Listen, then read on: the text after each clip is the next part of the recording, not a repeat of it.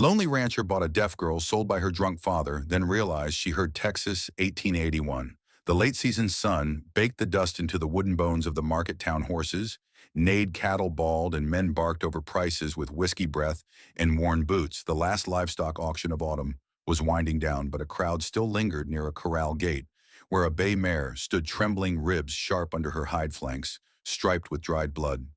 Silas Carrion adjusted his hat against the glare, silent as ever. 35, a man shaped by sevens.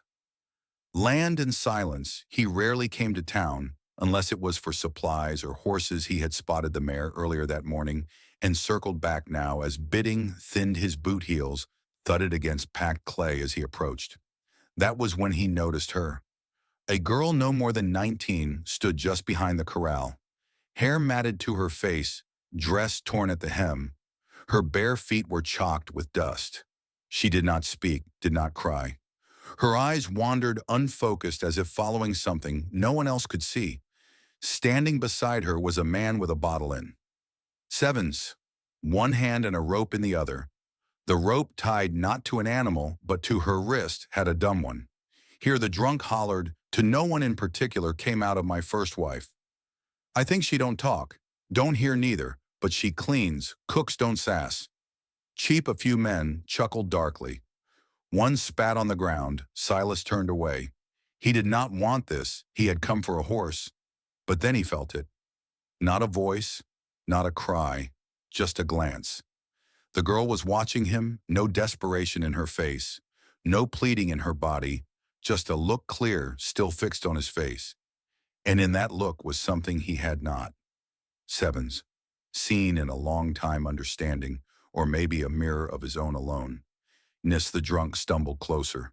You got coin, want the horse, she comes with it.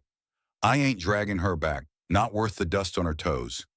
Silas hesitated. The mare pawed at the ground, blowing froth through her nostrils. The girl's gaze did not move. He turned back, looked the drunk in the eye. I'll take both. The laughter from the nearby men was instant and crude. You buying livestock or starting a harem, Silas? One called out. Silas did not answer. He counted coins into the man's. Sevens. Hand enough for a horse, not enough for a soul. The man yanked the rope toward him, but the girl flinched, stepping behind Silas instinctively. She yours now. The drunk slurred. Don't say I didn't warn you, ain't worth feeding. Silas untied the rope, tossed it back. He guided the mare out of the pen, the girl walking behind with soft, deliberate steps. She held nothing but the thin shawl draped over her shoulders when they reached his wagon. She stopped, waited, still silent. He opened the back and motioned for her to sevens. Climb in. She did, folding herself into the corner like someone used to being invisible, as he climbed up to the driver's bench. He felt the faintest tug on his coat. He looked down. Her fingers, small, calloused, had brushed his sleeve just once. She did not look at him now. Her gaze rested on the distant hills, but in that single touch he felt it. She had not thanked him, had not begged, but she had chosen in that moment to trust him, Silas Carrion, who spoke more with horses than men who lived alone on 200 acres of sevens. Red Texas clay with fences for company and scars he never named, and now a girl who could not hear, a girl who might understand more than anyone had ever guessed. He snapped the reins. The wagon creaked forward, wheels crunching over the hard pan road out of town behind him. The girl sat curled beneath a blanket, face turned to the wind. She never looked back. Neither did he. The wagon rolled through dusk and dust, winding between low hills and scattered mesquite, until the fields widened and the sky opened into Texas emptiness. Silas's ranch wasn't much to look at, just a main house. Sevens. With a slanted roof, a few outbuildings, and a long stretch of prairie where cattle grazed under open sky. But it was quiet, clean, and for a man like him, it had always been enough. Until now, he helped the girl down from the wagon, unsure if she would bolt or freeze. But she stepped lightly to the ground. Her eyes swept the land, not frightened, just watchful, as if cataloging everything without asking permission inside the kitchen. Silas stoked the fire and pointed to the kettle. She nodded and moved toward it without hesitation. Sevens. finding the tin cups and ladle like someone who'd always belonged near fire and hunger. Still, she hadn't made a sound after supper.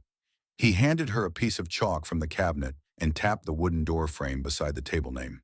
He said slowly. She looked at him for a long moment, then crouched beside the frame with careful fingers. She scrolled a single name in soft slanted letters, Imlayan. He read it once, then twice, Imlayan. He repeated out loud like testing how it tasted on the air. She gave no smile, but she turned and walked away into the darkened barn. The Sevens. Next morning, Silas found her in the stable, crouched beside the same beaten-down mare.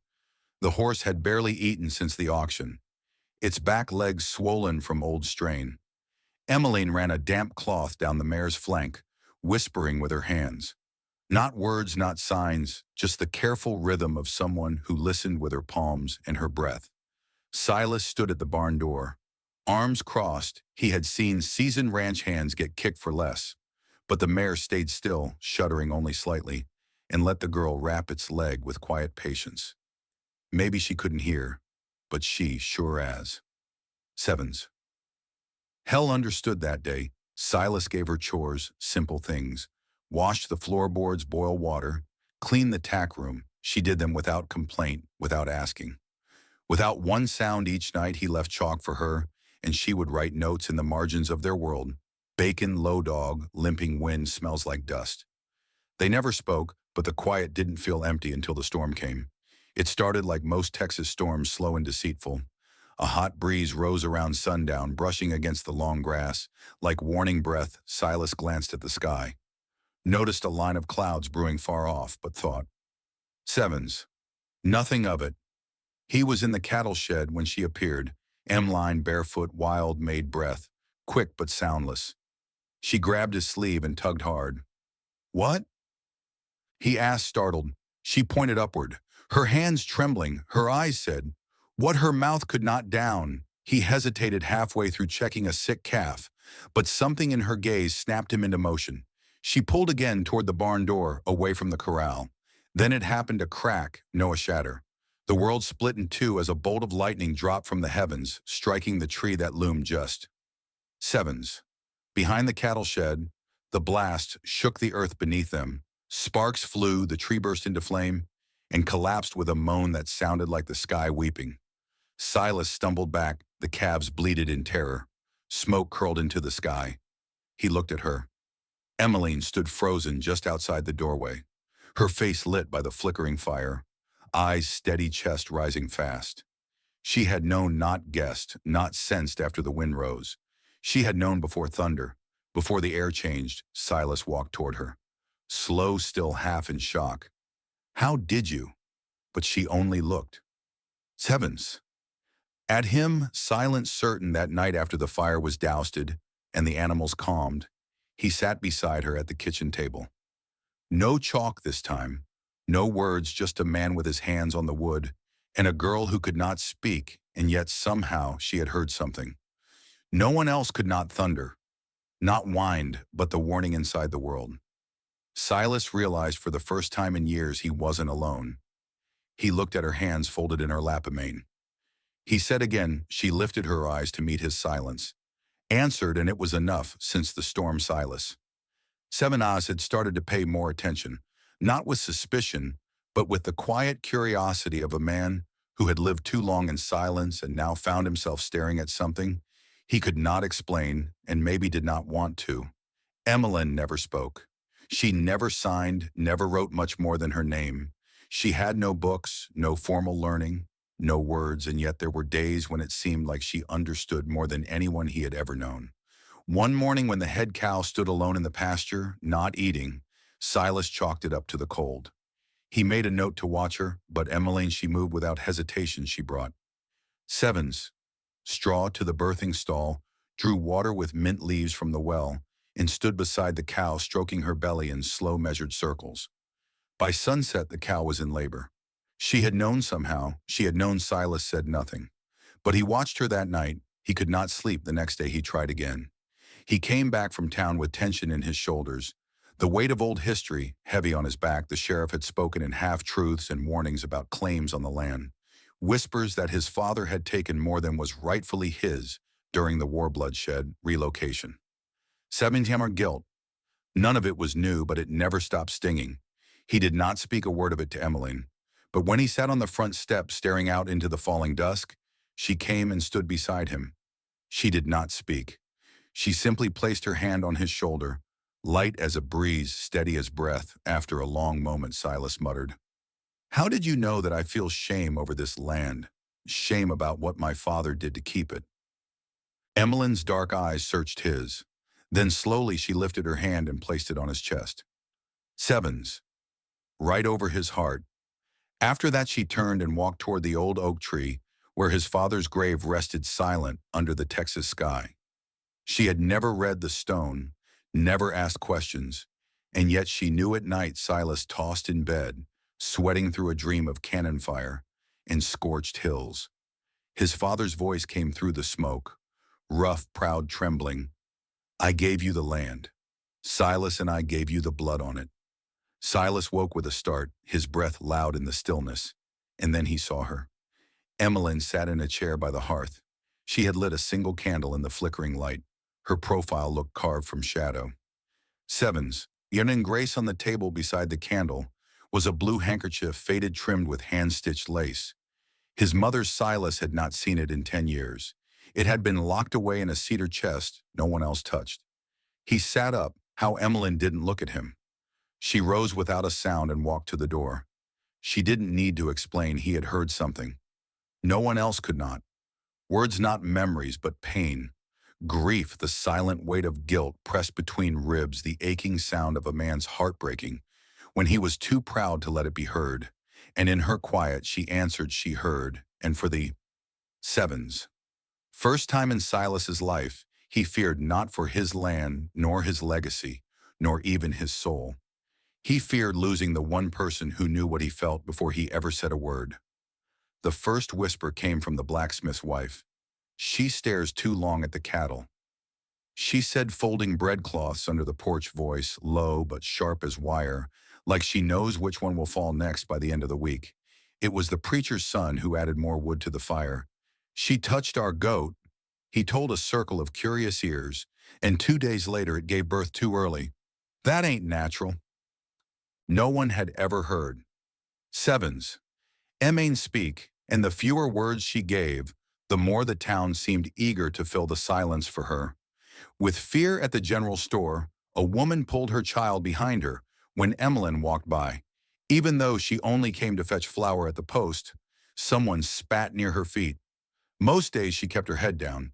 She never flinched, but Silas saw the way her fingers curled tighter around the basket in her arms, and how her footsteps became quieter, as if trying to disappear from ground that refused to forget. He did not speak of it to her, and she never asked. Sevens. Why the world could not stand to see quiet kindness. But one afternoon when a ranchman's boy came down with a burning fever, red-faced and seizing in his sleep, it was not the doctor who came. It was Emily. She moved softly into the barn where the child lay. She did not ask permission. She merely knelt beside the cot, placed a hand on the boy's chest, then his forehead, and closed her eyes when she opened them again. She walked outside, cut 3 types of herbs from Silas's drying wall, lavender, feverfeuille, and rabbit tobacco, and returned with a hot cloth. The boy drank the steeped leaves. Sevens. In silence by sunrise, he was sitting up hungry again. His mother wept, held Emmeline's hand with trembling thanks. But the next day she could be heard whispering at the well. She did not ask what the boy's symptoms were. How did she know? How did she know? The fear was no longer quiet. 3 days later, they came with torches not lit but carried like promises. 8 men and women, boots kicking up dust, stood at the gate of Silas's ranch. The oldest among them, Mr. Withers, a man whose own daughter had not spoken to him in years, stepped forward. "We want her gone." He said, "That girl. Svenors hears things she ought not." Silas stood in the barn's doorway, arms folded across his chest. He had not shaved in days, and his face was hard as the timber framing behind him. "She's mute," he said. "That ain't the same as deaf." Withers snapped. "She sees what's coming before the sky even shifts. She talks to animals like they talk back. A steer of mine dropped dead last week, and she was the only one who touched it." "You think she cursed it?" I think she's cursed, period.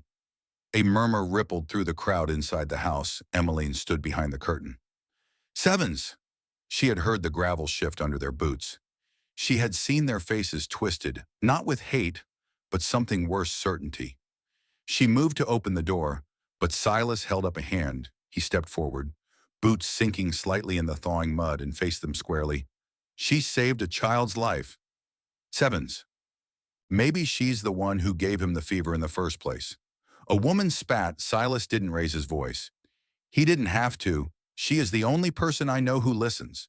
He said, not with ears, with her hands, with her breath, with her whole damn soul. The crowd stilled. I have lived 35 years, he continued, voice low but unshaking, and I can count on one hand the number of people who truly heard me, not just my words but my silences, my regrets, my grief, and she did without saying a single thing. He turned slightly, his eyes sweeping over them. You want to run someone off for being different for sevens? Seeing the world you're too afraid to face, fine, but you'll have to go through me. Withers opened his mouth, then closed it. No one moved. Then slowly the crowd dispersed. Torches, unused, boots heavy. That night the ranch was silent except for the wind inside. Emmeline placed a pot of warm cider on the fire, then moved beside Silas at the table. She did not sign, did not write, did not even look at him, but after a moment she reached out, rested her fingers on his hand. It was not thanks, it was recognition. He turned his palm upward, curled his fingers. Sevens, gently around hers, and together in the stillness, they listened to the crackle of the wood, the hush of the night, and the bond growing between two souls that never needed words to speak. The first snowfall of December came quiet and slow, like someone laying down a blanket over all that had burned or broken. Emmeline stood by the window of the log kitchen, her fingers threading a needle through scraps of old fabric, leather patches, wool cuffs, the lining from an old coat. Silas no longer wore. She was making a cloak, not for herself but for him. She did not need to hear the wind to know the cold was coming. Silas watched her from the barn door. She moved with purpose, every motion deliberate as she had no words, but in the weeks since the townsfolk had turned away, and he had chosen to keep her there. His world had found rhythm again. She brewed coffee every morning before the sky turned gray. She lined the chicken coop with pine needles. She brushed the horses in slow circles and trained the yearlings using gestures no cowboy had ever thought to try. He had never seen animals respond that way to someone. She would stand. Sevens. Still just long enough for a skittish foal to inch closer. Then she'd raise a single hand, slow and open, and wait, and somehow, always, they listened. The silence around the ranch no longer felt like loneliness. It felt like listening one late afternoon. Silas rode out toward the ridge, checking the fences before the storm they both knew was coming. The light had just begun to dim when his horse startled a loose rock, maybe, or a scent on the wind, and reared. He was thrown hard, landing, shoulder first on frozen earth. The breath rushed from his Sevenha's chest for a moment. He could not feel anything but the throbbing pulse of pain where his arm struck a jutting root. He staggered to his feet, bleeding from the elbow. The sky was deepening fast. He wrapped a cloth around the wound and tried to walk, but each step sent sharp pain through his ribs. When he stumbled into the yard, the last light had faded. Emmeline burst from the cabin before he could knock. She had felt it, or perhaps she had just known one of those strange, uncanny instincts of hers that no one could explain. She helped him inside, sat. Sevens him down by the hearth, and peeled the cloth from his wound with gentle fingers, her brow furrowed as she worked. She brought water, cleaned the gash, and pressed a puss of yarrow and pine sap against it. He watched her. You always know, he whispered. She met his eyes, then, without warning, she lifted his hand to her face, then pressed her lips, soft, warm, against the edge of the wound. Silas stilled, the fire cracked, and the room seemed to hold its breath. Emmeline did not speak. She did not smile, but something passed between them, like a sevens. Door opening in the quiet later, as the storm rolled in, and snow dusted the window panes. Silas sat across from her. At the table he had taken a piece of paper from his desk drawer, and written slowly, carefully, each letter shaped with meaning that could not be spoken aloud. He turned it to face her. I want to hear your heart. It read, if you'll let me listen with mine. Sevens. She looked at the words for a long time. Then her fingers reached out and touched them one by one, as if to feel the truth inside the ink. When she finally raised her eyes, they were wet, but not from sorrow. She reached across the table and touched his chest just once, just enough. And then, for the first time since she had entered his life, she smiled, not a polite smile, not one of fear or thanks, but a smile like sunrise, like something breaking free after being held in too long. Outside the wind howled, but inside that cabin a silence deeper than words had found its voice, and it was warm, and it was real. Sevens. The days softened. Winter still gripped the ridges, but between storms, life returned. Slowly, so did something else. Something quiet and steady between Silas and Emmeline.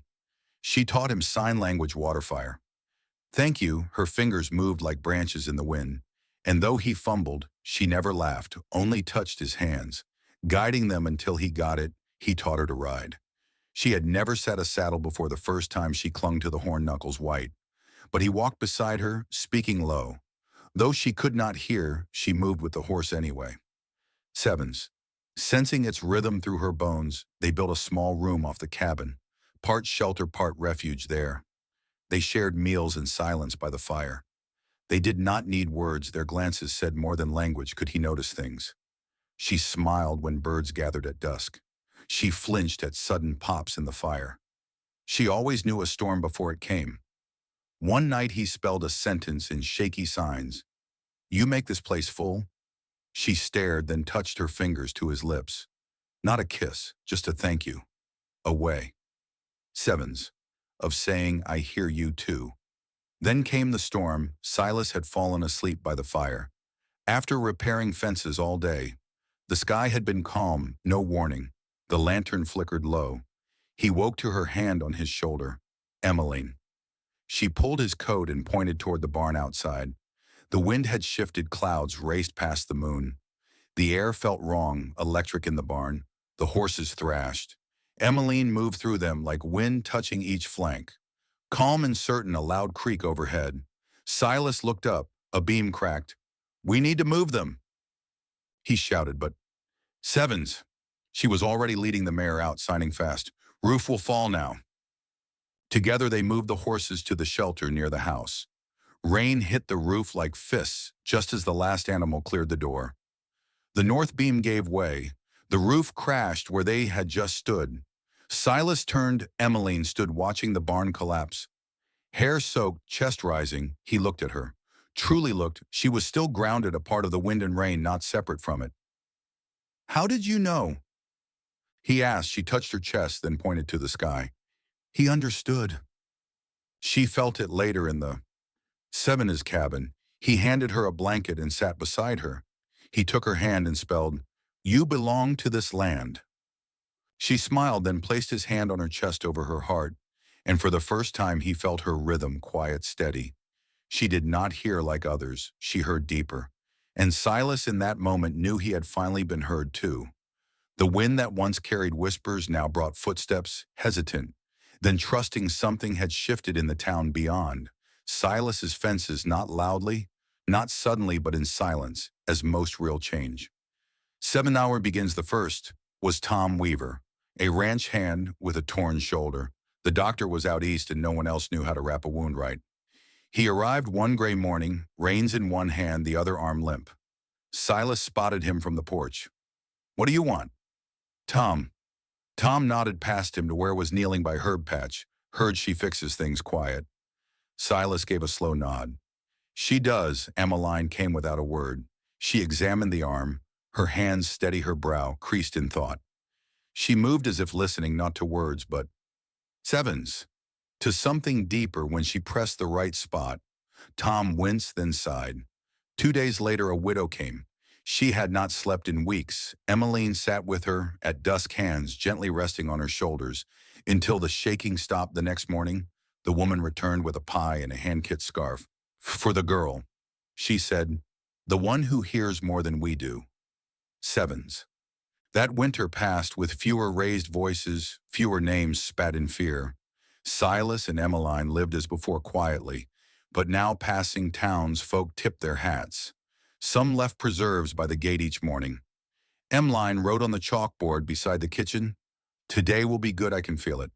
Sometimes she was wrong, but most days she was right, and slowly people believed it. Then came the Sunday that changed everything.